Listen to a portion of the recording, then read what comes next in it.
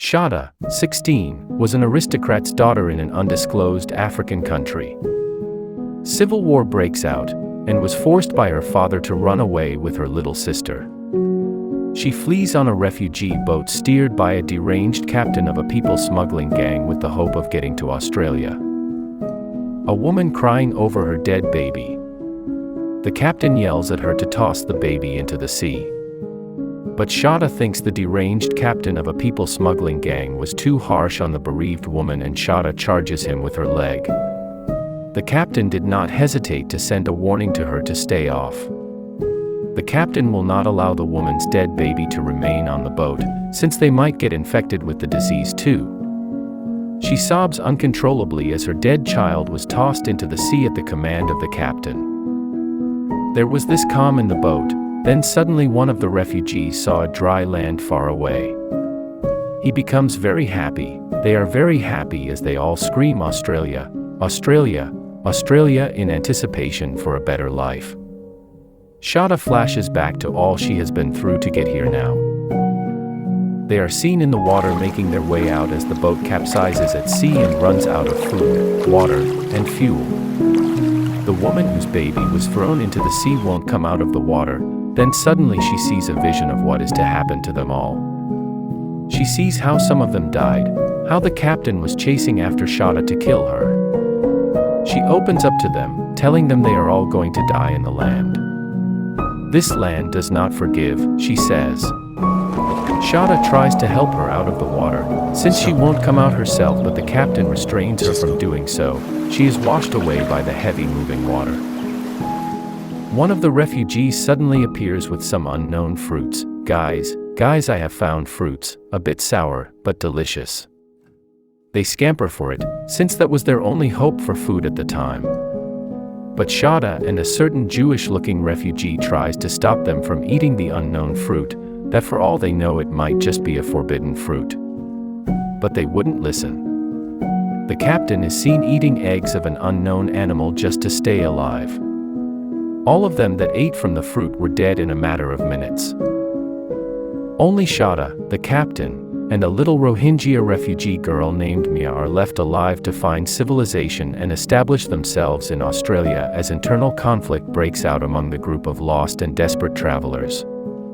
Shada makes the fatal error as she is seen telling the captain during a contentious conversation that since he wouldn't take them back home, she is going to expose him and how he killed the refugees in his boat to the Australian authorities when they are discovered.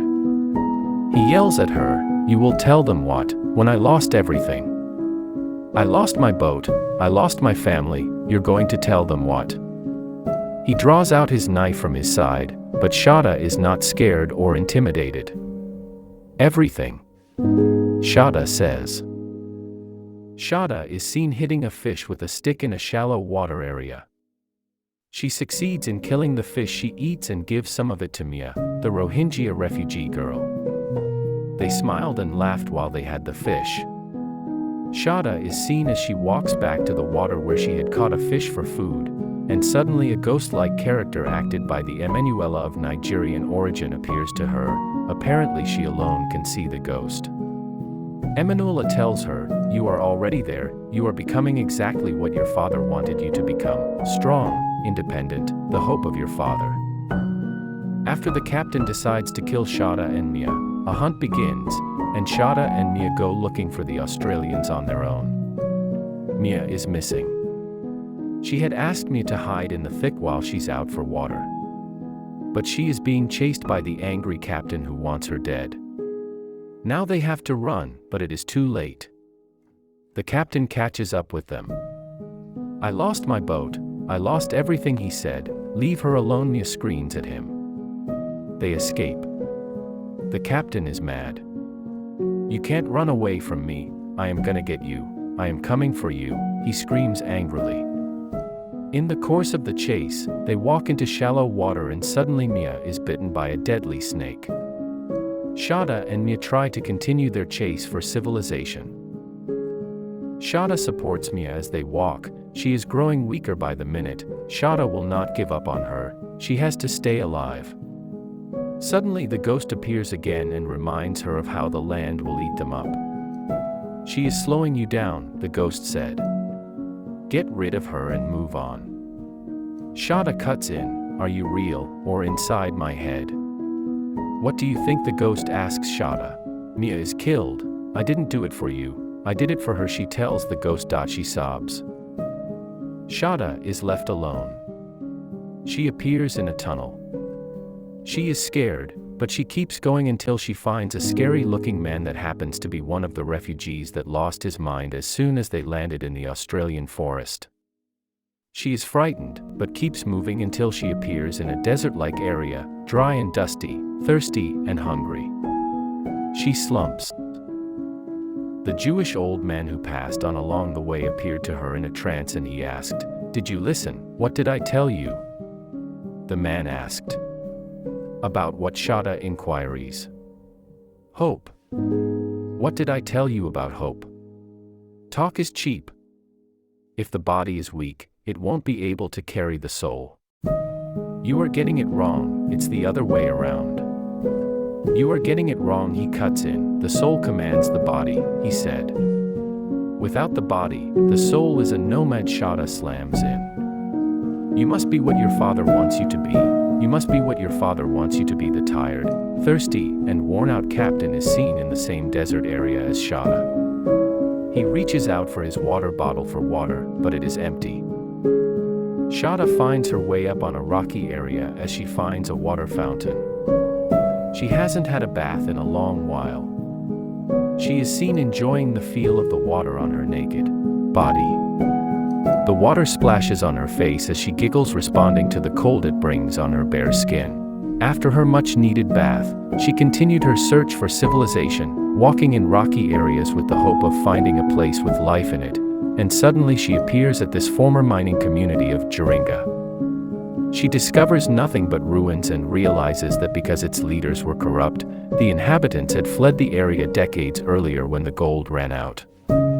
For Shada, the town serves as a metaphor for her home country, a nation torn apart by avarice, with its residents abandoning what they had built over many generations and leaving nothing but wreckage. Cut to where she witnessed the murder of the son of an elderly hunter-turned-farmer who tended to the isolated area. The son dies in an accident. In an act of vengeance, the farmer hangs his farmer's hat and dons his old hunting rifle to go hunting for the remaining refugees who invaded his paradise and killed his son.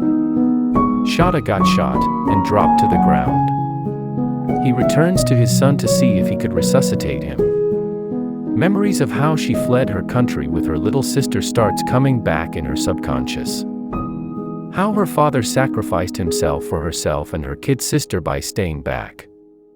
She sobs in an abandoned wrecked building, as the ghost appears again, asking her how she feels that her kid sister did not make it.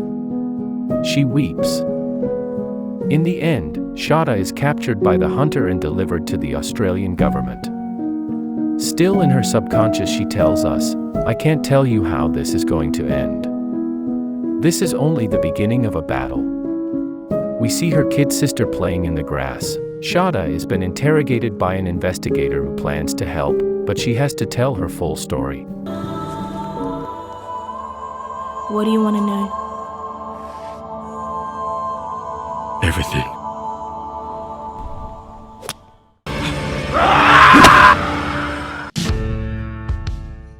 This is White Goose Recap. We bring previews and recaps about old and recent movies as they drop.